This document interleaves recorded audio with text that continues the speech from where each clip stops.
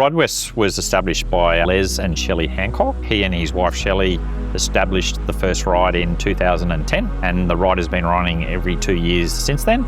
And it's been raising money for the Flying Doctor, so it's always supported mental health in regional areas. Since RideWest has started, we've raised over $2 million for the Flying Doctors. RideWest, with their Ride Every 2 Years, support the Wellbeing Out West program. And through that program, we provide individual support and also training and also promotion of mental health in Western Queensland. And we've certainly been able to get a clinician into Charleville, which we wouldn't have been able to do without the support of RideWest. The ride leaves Brisbane, it arrives in Longreach 8 days later. We average about 180 k's a day to cover the 1,300 kilometres that makes up the total route.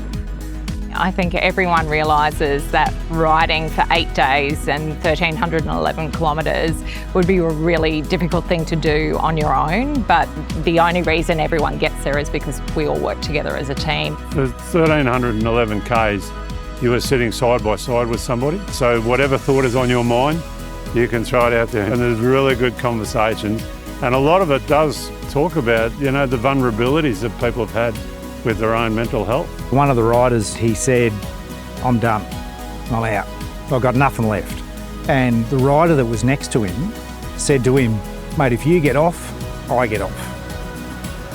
So it was that group camaraderie, mateship that got him the next 20k. So yeah, it does get tough. I've had my moments on the ride. So my second ride, I hadn't had the best preparation. I was worried about getting home the 5k.